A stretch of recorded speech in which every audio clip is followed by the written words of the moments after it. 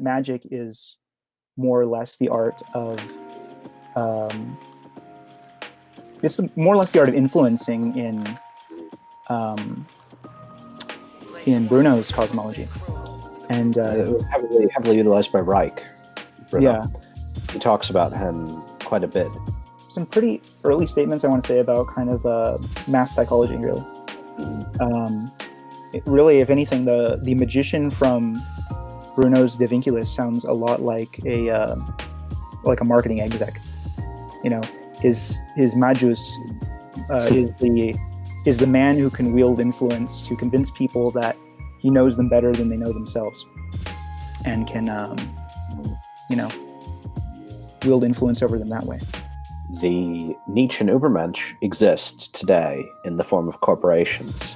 If you see magicians of the past, you're going to see a lot of likeness to modern marketers, CEOs, and so on.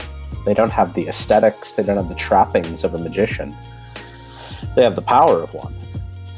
I agree.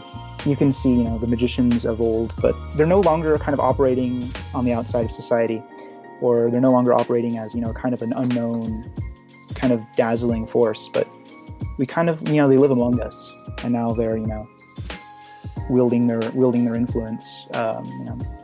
Whether it's in the forms of the massive amounts of, almost universal data that they have on, from Facebook or Google. Ad agencies are pretty effective at, bending people to their will without even touching them.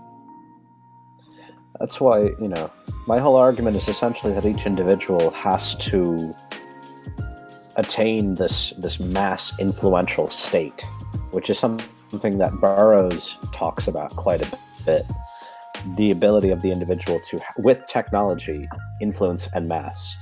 Like, he talks a lot about the usage of tape recorders and of pre-recorded sounds and images, which obviously, we are in the midst of now in the biggest way possible, but there's not a lot of popular, YouTubers or TikTok people who are in fact using it for anything more than very petty self-promotion.